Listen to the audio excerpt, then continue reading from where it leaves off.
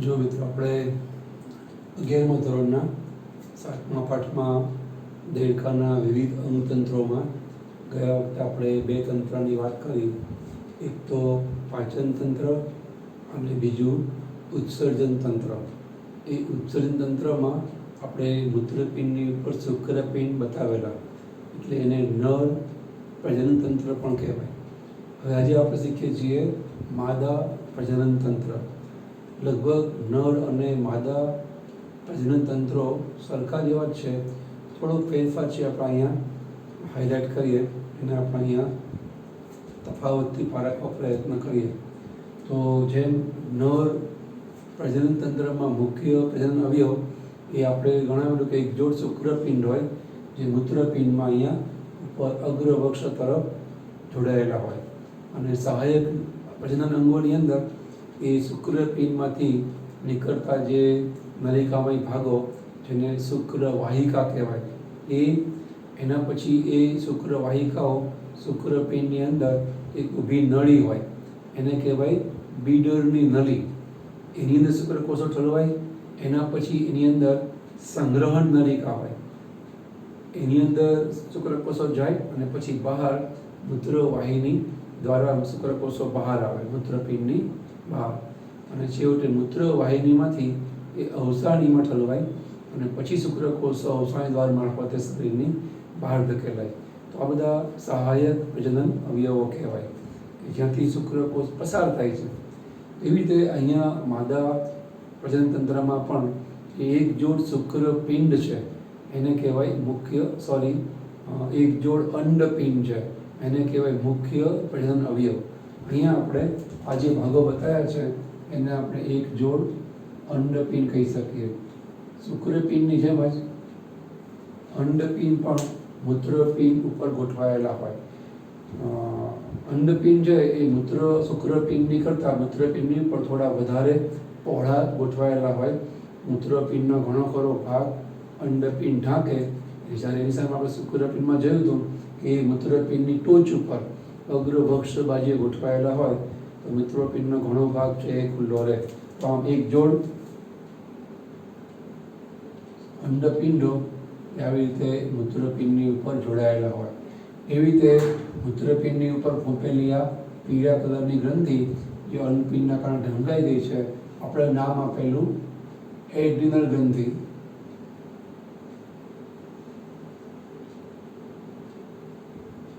એ જો કે એનો આપણે અત્યારે કોઈ ઉલ્લેખ કરવાની જરૂર નથી, નામ સિવાય મૂત્રપિંડની વક્ષ તરફ સર્પાકારે પીળા કલરની ગ્રંથિ હોય, એને કહેવાય એડ્રિનલ ગ્રંથિ.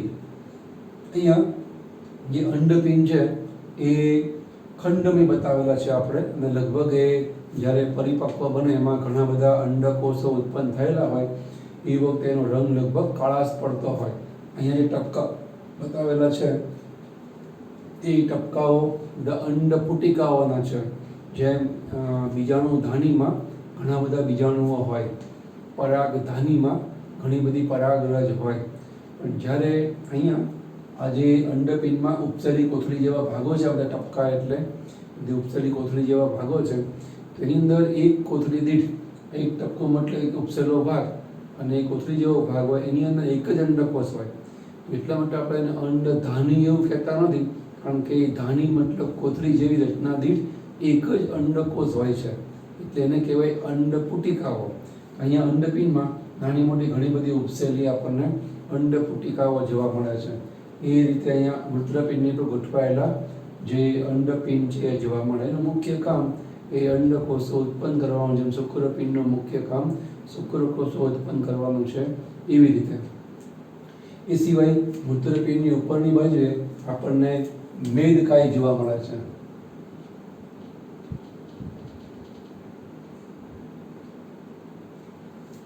મેદ એટલે ચરબી, ફેટ. એનો સંગ્રહ આ કેસરી કલરના પંજાકાર જે અવયવો છે મૂત્રપિંડની ઉપર ગોઠવાયેલા હોય, એની અંદર મેદ સંગ્રહ થાય, જે દેડકાને પ્રતિકૂળ સંજોગોમાં, ખાસ તો આપણે શરૂઆતના લેક્ચરમાં જોયું હતું એમ, એના માટે પ્રતિકૂળ સંજોગ એટલે આ શીત સમાધિ અવસ્થા અને ગ્રીષ્મ સમાધિ અવસ્થા, જે દરમિયાન દેડકો 8 મહિના જમીનમાં ઊંડો ચાલ્યો જાય છે, એકદમ લગભગ નિષ્ક્રિય થઈને પડેલા છે. એ વખતે આ મેદકાઈમાંથી એને જે ખોરાક મળે એનાથી એનું કામ જીવન જે ચાલે, એનાથી અંડકોષો ઉત્પન્ન થવાનું કામ પણ ચાલુ હોય. તો એ મેદકાઈ. એના પછી અહીંયા એક વાત નર પ્રજનન તંત્રથી જુદી પડતી એ છે કે શુક્રપિંડમાંથી ઉત્પન્ન થતા શુક્રકોષો એ મૂત્રપિંડ અને મૂત્રવાહિની દ્વારા જ તે વહન પામી અને અવસાણીમાં આવી અને અવસાણી દ્વાર મારફતે નિકાલ પામતા હતા. અહીંયા એવું થતું આપણને જોવા નહીં મળે. મહાદાયકાની અંદર અંડકોષનું વહન કરનારી અંડવાહિની અલગ છે. અહીંયા જ્યાં સર્પાકાર નળી આપણે બતાવી છે એ અંડવાહિની છે. એના આપણે 3 ભાગ પાડીએ છીએ. અંડવાહિનીનો મુક્ત છેડો છે એવો પહોળો હોય, એને આપણે કહીએ છીએ અંડવાહિની નિવાપ. નિવાપ એટલે ગળણી. એનો મુક્ત છેડો એ ગળણી જેવો પહોળો છે અને પછીનો ભાગ આમ ગળણી જેમ સાંકડો થાય છે. આટલો ભાગ આપણને ગળણી જેવો જ લાગે એટલે આપણે એને કહીએ છીએ અંડવાહિનીનો મુક્ત છેડો, અંડવાહિની નિવાપ. પછી આ રહી એ એકદમ ગુચરાદાર અંડવાહિની.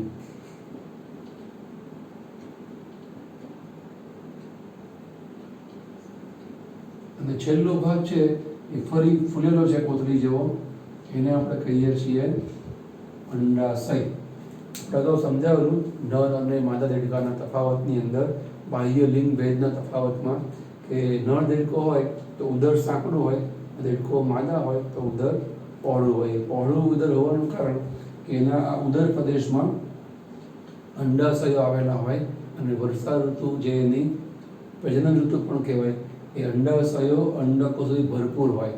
એક અંડાશયની અંદર દેડકામાં આશરે 2500 થી 3000 જેટલા અંડકોષો આપણને જોવા મળે. એવા અંડકોષોના ભરાવાથી બંને અંડાશયો પહોળા હોય, એના કારણે ઓવરઓલ એનું ઉદર છે આપણને પહોળું જોવા મળે. એટલે પહોળું ઉદર એનો મતલબ દેડકો માદા છે. જો નર હોય તો ઉદર સાંકડું હોય, એમાં શુક્રાશય જેવી કે આવી કોઈ રચનાઓ જોવા મળતી નથી.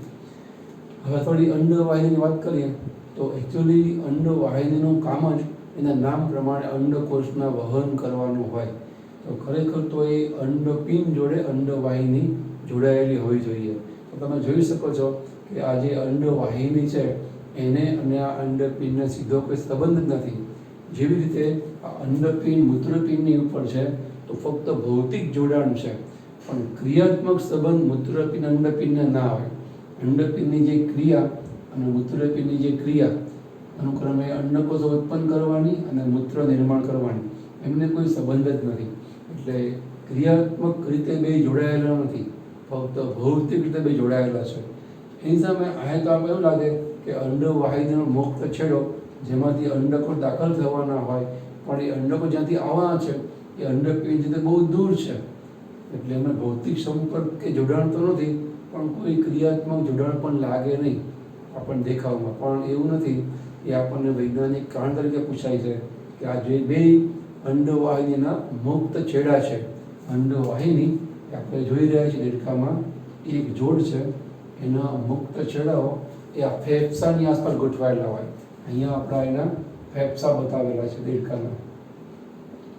ફેફસાની આસપાસ કેમ ગોઠવાય છે, ફેફસાની પાસે કેમ ગોઠવાય છે? તો એનું કારણ છે કે અંડપિંડમાંથી જે અંડકોષો મુક્ત થાય એને અંડકોષ પાત અથવા અંડકોષ પતનની ક્રિયા કહેવાય. એ અંડકોષો છે એ અહીંયા દેહકોષ જળમાંથી આવી રીતે ઉપર જાય અને એને લઈ અને જેવા અંડપિંડમાંથી અંડકોષ મુક્ત થાય બધું દેહકોષ જળ છે અહીંયા ઉપર જતું હોય. ઉપર કેમ ગતિ કરે છે? તો બે ફેફસાઓની સંકોચન વિસ્તરણની ક્રિયા જે આ થઈ રાખે એટલે આખું દેહકોષ જળ છે ઉપર ખેંચાય. પછી અહીંથી ઉપર જઈ અને વળી અહીંથી પાછું એ બહાર આવી જાય. આવી રીતે અહીંથી ઉપર જઈને વળી પાછું અહીંથી આમ બહાર આવી જાય. આ દેહકોષ જળના પરિવહનની આપણે આવી રીતે આમ દિશા બતાવીએ છીએ. દેહકોષ જળ આવી રીતે પરિવહન પામે. તો નેચરલી જો અંડપિંડની નીચે અંડવાહિની નિવાપ ગોઠવાય તો એને અંડકોષ નહીં મળે, કારણ કે અંડપિંડમાંથી મુક્ત થયેલો અંડકોષ ઉપર જવાનો છે, અહીંથી ઉપર જશે, નીચે નહીં આવે. એટલે કુદરતે અંડવાહિની નિવાપરૂપી મુક્ત છેડાઓ છે એ ફેફસા પાસે ગોઠવા છે. અંડકોષ જેવો ફેફસાની આસપાસ દેહકોષ જળમાં તરતો આવે તો તરતો આવતો એ અંડકોષ સીધો અંડવાહિનીમાં જ જાય. વળી આ અંડવાહિની મેવાપનો છેડો પહોળો રાખ્યો છે એટલે ચાન્સ વધારે, એનું મુખ પહોળું છે એટલે જે દેહકોષ જળમાં અંડકોષ છે એ તરીને એની પાસે આવી શક્યતા વધારે. એ ઉપરાંત કુદરતે આ અંડવાહિની આ એનું પોલાણ એની કિનારી ઉપર પક્ષમલ પેશી મૂકી હોય. તમને સમજાય એટલે હું દોરું છું. એકચ્યુઅલી આપણને નરી આંખે દેખાય નહીં આ પક્ષમો, પણ એ પક્ષમોના હલનચલનથી આ રીતે એક દિવસી હલનચલનથી ફેફસાને કારણે દેહકોષ જળ ઉપર આવે જ છે, અને એમાં એની બાજુમાં જે અંડવાહિની નિવાપ છે એના પક્ષમલ હલનચલનથી પણ દેહકોષ જળનો પ્રવાહ એના તરફ ખેંચાય. એટલે અંડકોષ છે આ તરફ ખેંચાય, આ તરફ કે આ તરફ અંડકોષ ખેંચાય અને અંડવાહિનીમાં દાખલ થાય. એટલા માટે અંડવાહિનીના મુક્ત છેડા એ કુદરતે ફેફસાની પાસે ગોઠવેલા છે, નહીં કે અંડપિંડ પાસે. કામ તો એનું અંડપિંડમાંથી અંડકોષ મુક્ત થાય એને ગળી જવાનું કે એમાં દાખલ કરવાનું જ છે, પણ એ ફેફસા પાસે હોય તો એ શક્યતા વધારે છે, અંડપિંડની આસપાસ હોય તો શક્યતા ઘણી ઓછી છે. એટલે અંડવાહિનીના મુક્ત છેડા અંડવાહિની નિવાપ એ આપણને ફેફસાની આસપાસ જોવા મળે છે. બીજો ભાગ છે એનો, એના માટે આપણને એવું પૂછાય છે કે સામાન્ય દેડકાની અંડવાહિની લાંબી અને ગૂંચળામય હોય છે. તો નેચરલી લાંબી હોવાનું કારણ એ અંડકોષને પરિપક્વ થવા માટે સમય પૂરતો આપી શકે અને પછી અહીંયા આવે નિકાલ પામે.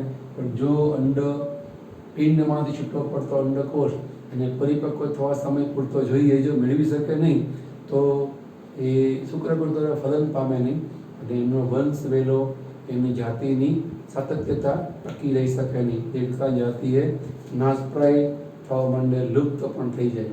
એટલે કુદરતે એની અંડવાહિની ગૂંચળામય રાખી છે. તમે જુઓ ગૂંચળામય માર્ગે અંડકોષને વહન કરવામાં ટાઈમ લાગે. અંડવાહિની છે એમાં સંકોચન વિસ્તરણ થાય, એને કારણે અંડકોષ આગળ આગળ ધકેલાય, પણ મીનવાઇલ એને ટાઈમ પૂરતો મળે આમાંથી પસાર થાય. અહીંયા અંડાશયમાં આવતા વાર લાગે એટલે એને પરિપક્વ થવા સમય પૂરતો મળે.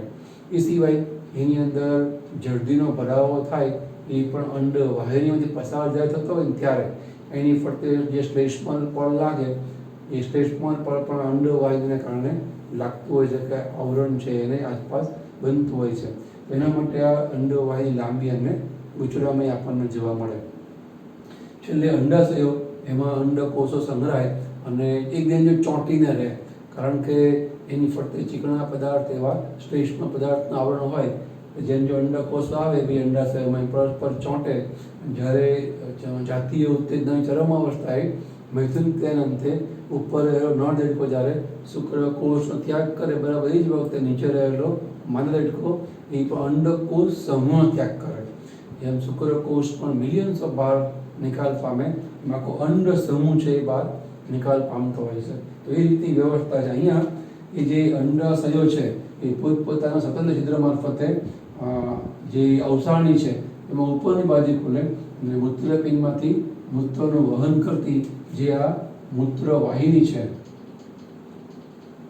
એ પણ પોતપોતાના સ્વતંત્ર છિદ્રો દ્વારા નીચેની બાજુએ ખુલે, બરાબર. આ દ્વિખંડી એવા મૂત્રાશયની સામે અથવા તો એની ઉપરની બાજુએ ખુલે. પણ અંડવાહિનીઓ ઉપર રાખવાની, મૂત્રવાહિની નીચે રાખવાની. એ ખાસ ખ્યાલ રાખવાનું. અંડવાહિનીના છિદ્રો અંડાશય દ્વારા દેડકામાં અવસાણીમાં પૃષ્ઠ તરફથી ખુલતા હોય છે. આપણે અહીંયા એ અવસાણી આટલો ભાગ કાપી અને બતાવેલો છે પાટી દિવાલમાં. એ કઈ રીતે ખુલે આપણને દેખાય. મૂત્રાશય પણ અહીંયા ખુલતું દેખાય છે. એની સામે બરાબર એક જોડ મૂત્રવાહિનીના છિદ્રો છે, એની ઉપર એક જોડ અંડવાહિનીના કે અંડાશયના છિદ્રો આપણને જોવા મળે. તો આટલો માર્ગ કોમન થયો. મૂત્ર પણ વહન પામે, અહીંથી પાચન માર્ગ છે, અહીંથી મળ પણ વહન પામે અને અંડાશયમાંથી આવતા અંડકોષો પણ વહન પામે. મળ માર્ગ, મૂત્ર માર્ગ અને જનન માર્ગ, એટલે આટલો માર્ગ કોમન થયો. જ્યારે નર દેડકો હોય તો આપણે આ મૂત્રવાહિનીને મૂત્ર જનન વાહિની નામ આપેલું, કારણ કે એમાંથી મૂત્રમાં પસાર થાય અને જનનકોષ મતલબ પ્રજનનકોષ રૂપે શુક્રકોષો પણ પસાર થાય. અહીં તો થાય જ તે, પણ તો આ માર્ગ પણ એ ઉત્સર્ગ અને પ્રજનનનો કોમન માર્ગ, એટલે આપણે એને ઉત્સર્ગ જનન માર્ગ કહી શકીએ અને આપણે નામ પણ આપેલું એને આખું તંત્ર જ કહેવાય ઉત્તર જનન તંત્ર કહેવાય અથવા એને મૂત્ર જનન તંત્ર કહેવાય. માદામાં એવું નહીં થાય. માદામાં મૂત્રનો વહનનો માર્ગ જનનકોષ રૂપી અંડકોષને વહનનો માર્ગ જુદો છે. આટલો કોમન છે. આટલા માર્ગ રૂપે એને જનન માર્ગ કે આપણે એટલા માટે આને નામ આપ્યું છે અવસારણી. આપણે મૂત્ર માર્ગ કે મળ માર્ગ કહેતા નથી, આ અવસારણી દ્વાર. બરાબર. તો આવી રીતે અંડવાહિનીના 3 ભાગ આપણે સમજ્યા. અંડવાહિની નિવાક, ઉંચડામય અંડવાહિની અને અંડાશય. એ સિવાય અહીંયા તમે તફાવત પૂછાય નર તંત્ર અને માદા પ્રજનન તંત્ર, તો પણ હવે આવડે. આપણે ક્યાં તફાવતની વાત પણ જોઈએ જ છે. ત્યાં એક જો શુક્રપિંડ હોય નર પ્રજનન તંત્રમાં, એક જો અંડપિંડ હોય, ત્યાં મૂત્રવાહિની અને મૂત્રજનન વાહિની કહેવાય. અહીંયા એને મૂત્રવાહિની કહેવાય. અંડવાહિની સ્વતંત્ર આપણને જોવા મળે. શુક્રપિંડ શુક્રકોષો ઉત્પન્ન કરે, અંડપિંડ અંડકોષો છે ઉત્પન્ન કરે. મૂત્રપિંડની ઉપર શુક્રપિંડ અગ્રવક્ષ બાજુ હોય, અંડપિંડ જે મૂત્રપિંડની વક્ષ બાજુએ વક્ષ મધ્ય બાજુએ હોય, અને મૂત્રપિંડનો ઘણો બધો ભાગ છે રોકે કે ઘેરે છે એવું કહેવાય. થોડા હવે તફાવત આપણને બે તંત્રમાં જોવા મળે. પછી આપણને મૈથુન ક્રિયા, ફલન ક્રિયા, ગર્ભ વિકાસની ક્રિયા આપી નથી. થોડી 2-3 લાઈન લખી છે કે દેડકો છે એ મોટાભાગે બાહ્ય ફલન દર્શાવતો કહેવાય. કારણ કે નર અને મા દેડકાઓ મૈથુન ક્રિયાના અંતે શુક્ર અંડકોષનો ત્યાગ પાણીમાં કરે છે, શરીરની બહાર કરે છે. એટલે એમાં જે શુક્રકોષો છે એ પાણીમાં તરી અને અંડકોષનું ફલન પાણીમાં કરે, એટલે એ પણ શરીરની બહાર થાય. એને કહેવાય બાહ્ય ફલન. એવી રીતના દેડકાનો ગર્ભ વિકાસ પણ બાહ્ય ગર્ભ વિકાસ પ્રકારનો કહેવાય. કારણ કે ફલન બહાર થાય અને ફલિતાંડ પણ જો પાણીમાં તૈયાર થાય તો ગર્ભ વિકાસમાં પાણીમાં જ થશે, શરીરની બહાર. એને કહેવાય બાહ્ય ગર્ભ વિકાસ. એ ઉપરાંત એનો ગર્ભ વિકાસ છે એ પરોક્ષ પ્રકારનો કહેવાય. પરોક્ષ ગર્ભ વિકાસ એટલે શું કે એના ઈંડામાંથી ટેડપોલ બહાર આવે છે. જે એક પ્રકારની આપણે અગાઉ સમજાવ્યું તેમ માછલી જ છે. અને પછીથી ટેડપોલમાં કેટલાક ફેરફારો થાય, એને રૂપાંતરણ કહેવાય. અને પછી દેડકો છે એ બને, ઉભયજીવી પ્રાણી દેડકો પછી બને. એમાં બધી અવસ્થાઓ આવે. આપણે કોષમાં છે નહીં પણ એને કહેવાય બાહ્ય ઝાલરવાળી અવસ્થા, અંતસ્થ ઝાલરવાળી અવસ્થા, પશ્ચ ઉપાંગોવાળી અવસ્થા, અગ્ર ઉપાંગોવાળી અવસ્થા. 4 અવસ્થા હોય દેડકામાં પૂંછડી હોય. જ્યાં સુધી પૂંછડી હોય ત્યાં સુધી એને ટેડપોલ કહેવાય. અને છેવટે અહીં થાઇરોઇડ ગ્રંથિ હોય, એના અંતઃસ્ત્રાવોને કારણે પૂંછડીના બધા કોષો ખવાઈ જાય અને પછી પૂંછડી દૂર થાય. દેડકો છે હવે એના માતૃ પિતૃ પેઢી જેવો દેડકા જેવો દેખાય. પછી દેડકામાં ફેરવાય. તો આ જે ક્રિયા છે એને કહેવાય રૂપાંતરણની ક્રિયામાં એના ગળામાં આવી થાઇરોઇડ ગ્રંથિના અંતઃસ્ત્રાવ બહુ ચાવીરૂપ ભાગ ભજવે છે. એટલે આવો પ્રશ્ન આપણને પૂછાય કે ટેડપોલની થાઇરોઇડ ગ્રંથિ કાઢી નાખવામાં આવે તો શું થાય? તો થાય ટેડપોલ આજીવન ટેડપોલ જ રહે. એ દેડકામાં નહીં ફેરવાય, ઉભયજીવી જીવન જીવવા સક્ષમ નહીં બને. કારણ કે રૂપાંતરણની ક્રિયા છે એ થાઇરોઇડ ગ્રંથિના અંતઃસ્ત્રાવ વગર શક્ય નથી. એટલે ટેડપોલ અવસ્થામાં જ આપણે એની ગળામાં રહેલી થાઇરોઇડ ગ્રંથિ કાઢી નાખીએ તો એ પુખ્ત દેડકામાં એ દેડકા જેવા આકારમાં ફેરવાઈ શકશે નહીં, ઉભયજીવી જીવન પણ જીવી શકશે નહીં. તો આવી રીતે દેડકામાં બાહ્ય ફલન, બાહ્ય અને પરોક્ષ ગર્ભ વિકાસ જોવા મળે છે. એટલા માટે એમાં આપણને રૂપાંતરણ જોવા મળે. ટેડપોલ દેડકામાં ફેરવાય ક્રિયાને રૂપાંતરણની ક્રિયા કહેવાય. પરોક્ષ ગર્ભ વિકાસ દર્શાવે એ બધા પ્રાણીમાં રૂપાંતરણ જોવા મળે છે. પરોક્ષનો મતલબ કે જ્યારે એના ગર્ભાશય કે ઈંડામાંથી પ્રાણી જન્મે છે એમના પિતૃ પેઢી જેવું દેખાવનું ન હોય. એટલે જેમ કે પતંગિયાઓ કીટક વર્ગ છે એની પર પહેલાં ઈયળ આવે, મચ્છર કે પતંગિયા આપણને ખબર રહે પાણીમાં ઈંડા મૂકે એની ઈયળ હોય, લાર્વા કહેવાય અથવા ડીંભ કહેવાય. અને પછી તેમાં પાંખો આવે એટલે મચ્છર કે પતંગિયું પછી ઉડે. જે પાંખો આવે ને ઈયળમાંથી પતંગિયું બને ને એ ક્રિયાને કહેવાય રૂપાંતરણની ક્રિયા. એનો ગર્ભ વિકાસ પણ પરોક્ષ કહેવાય. એના કારણે એમાં ઈંડામાંથી પતંગિયું કે મચ્છર બહાર નહીં આવે પણ એનો ડીંભ અથવા તો લાર્વા બહાર આવે, અને પછી એમાં રૂપાંતરણ થાય અને એ એમના પુખ્ત પ્રાણીઓ જેવા આકારમાં ફેરવાય. મચ્છર કે પતંગિયા ઉડતા હોય એવા આકારમાં પાંખો ટૂંકમાં પછી ઉત્પન્ન થાય ને પછી એ એમના માતા પિતાની જેમ જીવન જીવી શકે. દેડકો પણ આવી રીતે રૂપાંતરની ક્રિયા દર્શાવે છે એવું કહેવાય. અહીંયા આપણે પ્રજનન તંત્ર શીખ્યા, એ જોડે દેડકાનું ઉત્સર્જન તંત્ર પણ આવી જાય. ગયા વખતે આપણે ઉત્સર્જન તંત્રની તે વાત કરતા હતા. ઉત્સર્જન તંત્ર કહો કે દેડકાનું પ્રજનન તંત્ર કહો, બંને એક જ થાય. અહીંયા આપણી સામે માદાનો પ્રજનન તંત્ર છે, પણ જોડે ઉત્સર્જન તંત્ર પણ છે. આપણે ગયા વખતે નર દેડકાનું પ્રજનન તંત્ર જોયું હતું, ઉત્સર્જન તંત્ર પેટર્ન છે, પણ એ પ્રજનન કહો કે ઉત્સર્જન કહો બે એક જ કહેવાય. ખાલી આપણે થોડું વધારે સમજવાનું કે ઉત્સર્જનમાં આપણે સમજાતા મુખ્ય ભાગ છે એક જોડ મૂત્રપિંડ છે, અને એ એક જોડ મૂત્રપિંડની અંદર અસંખ્ય નળીઓ હોય, એને કહેવાય મૂત્રપિંડ નલિકાઓ, જેનું કામ એ રુધિરમાંથી મૂત્રને અલગ કરે.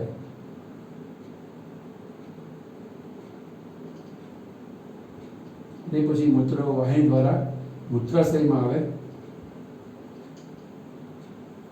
અને મૂત્રાશયમાંથી પછી અવસારણી મારફતે એનો નિકાલ થાય. મૂત્ર નિકાલ. દેડકાના મૂત્રમાં મુખ્યત્વે આપણને યુરિયા જોવા મળે, એટલે એ પ્રાણીને યુરિયા ત્યાગી પ્રાણી કહેવાય.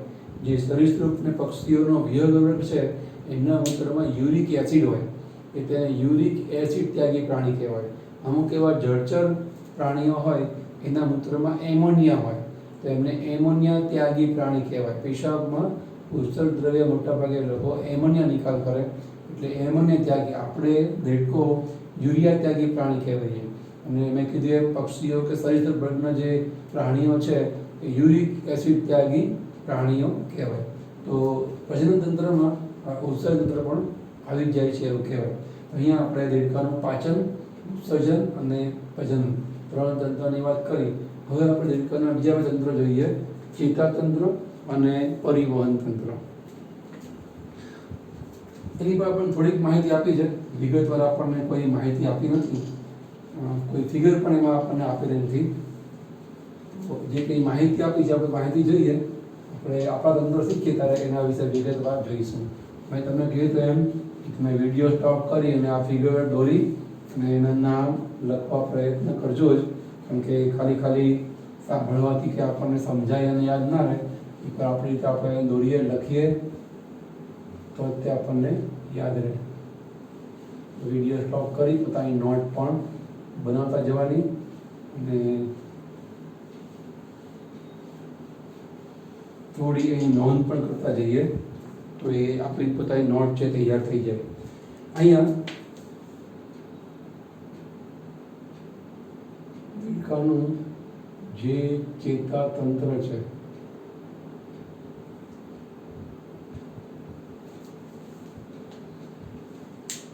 એને ઇંગ્લિશમાં કહેવાય નર્વસ સિસ્ટમ.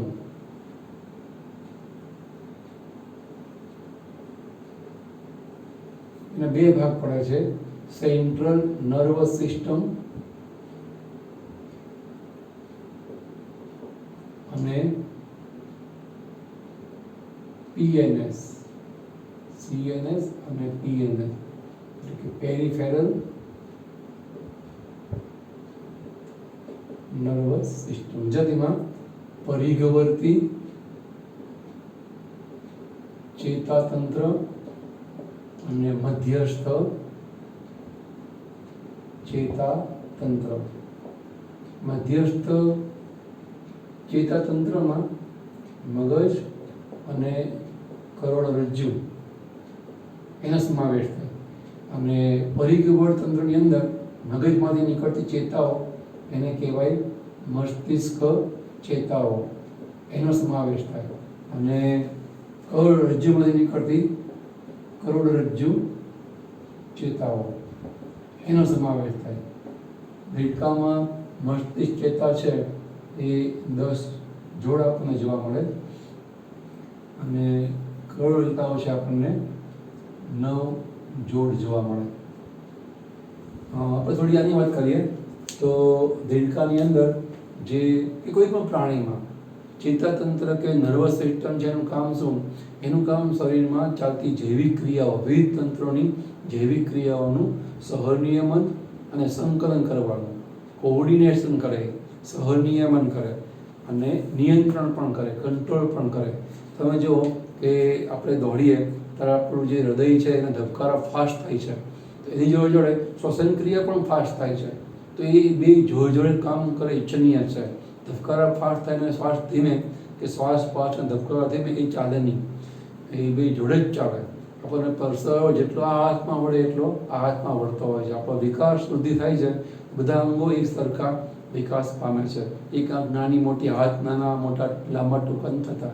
તો એ જે આખું સમગ્ર તૈયાર વૃદ્ધિ વિકાસનું કામ છે, આટલો સિમેટ્રિકલ વિકાસ થાય, સમ વિકાસ થાય, જૈવિક ક્રિયા બધી એક સરખા દરે ચાલ્યા ઉપરાંત એકબીજાના સહકાર તંત્રો બધા કામ કરે, એકબીજાની કનેક્શનમાં રહીને કામ કરે, એ જોવાનું કામ છે આપણા કોઈ પણ પ્રાણી શરીરમાં આવેલું આ ચેતાતંત્ર અથવા તો નર્વસ સિસ્ટમ.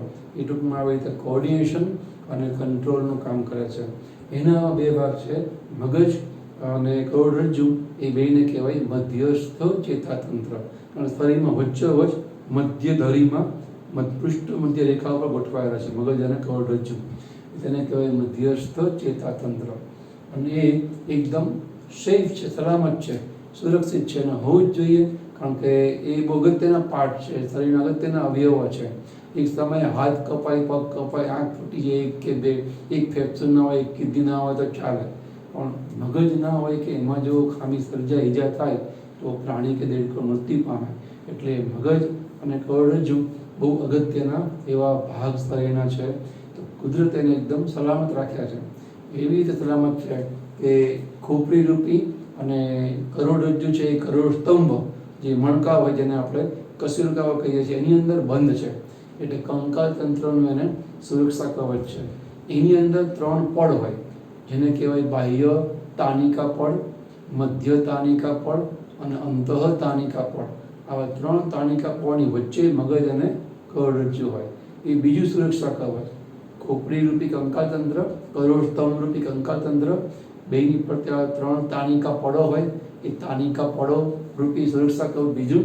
ત્રીજું, એની બહાર એક પ્રવાહી હોય, એને કહેવાય મેરુ જળ.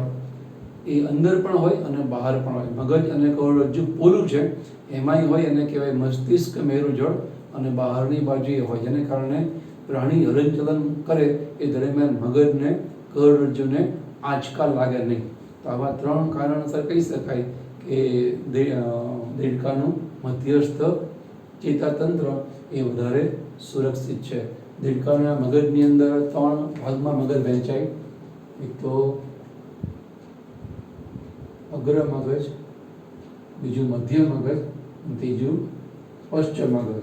જે દેડકાનું અગ્ર મગજ છે એમાં પાછા આવા ભાગો પડે. એક તો ઘ્રાણપિંડ, બીજું આંતર મસ્તિષ્ક અને ત્રીજું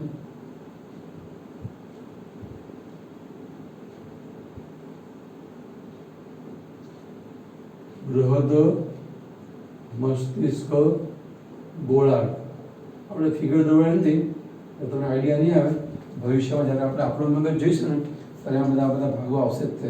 તો આવા ગ્રહણપિંડ, બૃહદ મસ્તિષ્ક ગોળાર્ધ અને આંતર મસ્તિષ્ક 3 ભાગથી અગ્ર મગજ બને, અને આપણે મોટું મગજ પણ કહીએ છીએ. બૌદ્ધિક ક્રિયાઓ આમાં જ થાય. મધ્ય મગજ, દેડકાની વાત કરો તો મધ્ય મગજનો મતલબ થાય એક જોડ દૃષ્ટિપિંડ. જે બે આંખ ડોળાઓ છે એમાંથી દ્રશ્ય રચાય, એનું અર્થઘટન જ્યાં થાય મગજના ભાગમાં, એવા બે દૃષ્ટિપિંડ આવેલા હોય, એને મધ્ય મગજ કહેવાય. દેડકાનું જે પશ્ચિમ મગજ છે એ પશ્ચિમ મગજની અંદર અનુમસ્તિષ્ક હોય અને લંબ મજ્જા જોવા મળે. એના પછી કરોડરજ્જુ છે એ શરૂ થાય. કરોડરજ્જુમાં એવો કોઈ ભાગ નહીં પડે. એ કરોડ ટોપ ટુ બોટમ ઉપર નીચે સુધી એક સરખી જ રચના ધરાવે છે એમાં આપણને કોઈ ભાગ જોવા મળશે નહીં.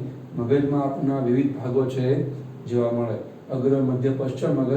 અગ્ર મગજમાં 3 ભાગો: ઘ્રાણપિંડ, બૃહદ મસ્તિષ્ક, ગોળાર્ધ અને અંતર મસ્તિષ્ક.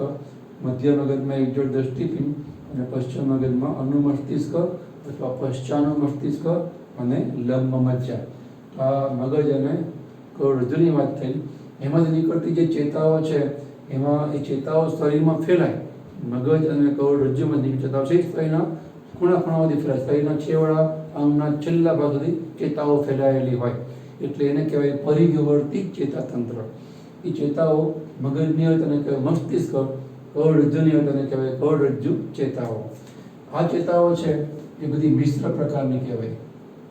જ્યારે મસ્તિષ્ક ચેતાઓ છે એ 3 પ્રકારની હોય.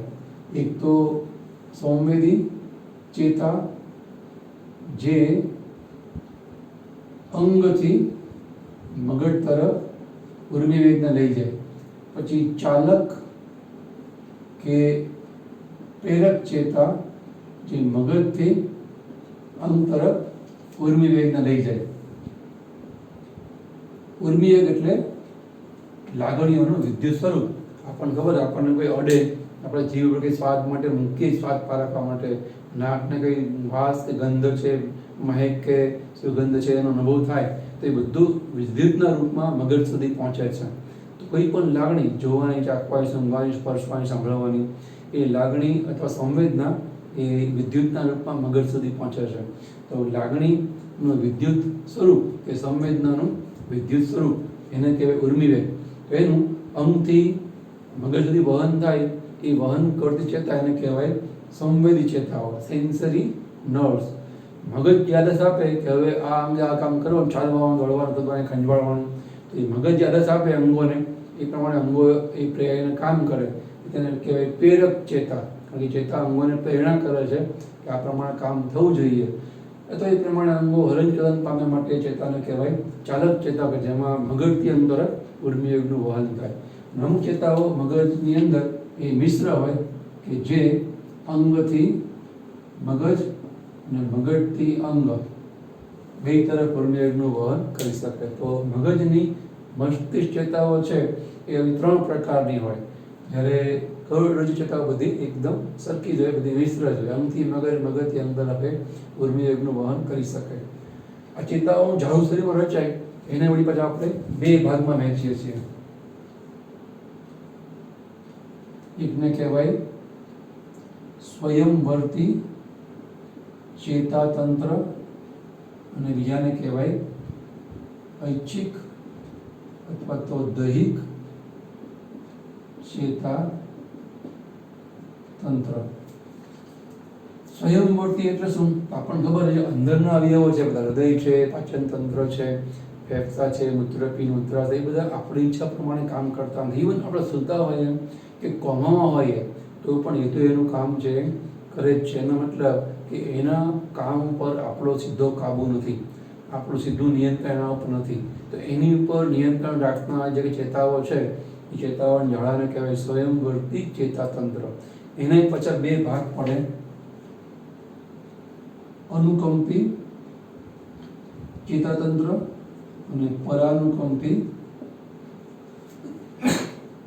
ચેતાતંત્ર. અનુકંપી તંત્ર છે દરેક ક્રિયાનો વેગ છે વધારે, અને પરાનુકંપી તંત્ર છે દરેક જૈવિક ક્રિયાનો વેગ છે ઘટાડે. જો વધી ગયો હોય તો ઘટાડી નોર્મલ કરે, નોર્મલ કરતાં ઘટી ગયો હોય તો તેને વધારી અને નોર્મલ સુધી લાવી દે. ટૂંકમાં 2 ભેગા થઈ આપણા શરીરની ધાર્મિક ક્રિયાઓને નોર્મલ કરવા સામાન્ય દરે થાય એવી રીતે સતત પ્રયત્નશીલ હોય. અને એ આપમેળે થાય છે. આપણે દોડીએ છીએ તો આપમાં શ્વાસોચ્છ્વાસ ફાસ્ટ થાય જ છે. તમે આરામ કરો છો તો આપમેળે શ્વસન ક્રિયા પણ નોર્મલ દરે થવા માટે આપણે મિનિટના શ્વસન 16 વખત કરતા હોઈએ છીએ. તો એ બધું જે નિયમન છે એ આ સ્વયંવર્તી તંત્ર મારફતે થતું હોય છે. એ સિવાય જે બહારના અંગો છે, આંખો, જીભ, જડબું, કમર, હાથ, પગ, એ બધા ઐચ્છિક અવયવો છે. તો એમાં જે કંઈ ચેતાઓ હોય એને કહેવાય ઐચ્છિક અથવા તો દૈહિક ચેતાતંત્ર. એની ઉપર આપણો કાબુ હોય એટલે તેને કહેવાય ઈચ્છાવર્તી કે ઐચ્છિક ચેતાતંત્ર. તો આ થયું દેડકાનું ચેતાતંત્ર. આમાં તો ઘણી વાતો થઈ શકે. જ્યારે આપણે આપણું ચેતાતંત્ર શીખીએ ને ત્યારે થોડી આપણે વધારે વિગતો સમજશું. ફિગર દ્વારા આપણે બધી વિગત સમજશું. મગજના વિવિધ ભાગો, ચેતાઓના પ્રકારો, બધી ચેતાઓના નામ પણ આપણે આવશે. માણસની અંદર મગજમાં 12 જોડ ચેતાઓ જોવા મળે, એ બધા નામ પ્રકાર પણ યાદ રાખવાના આવશે. દેડકા સંદર્ભમાં આપણને આટલી માહિતી છે એ આપી. અહીંયા આપણે અટકીએ છીએ. હવે નેક્સ્ટ લેક્ચરમાં આપણે દેડકાની અંદર જે બાકી રહે શ્વસન તંત્ર અને પરિવહન તંત્ર, એની વાતો આપણે નેક્સ્ટ લેક્ચરમાં કરીએ છીએ.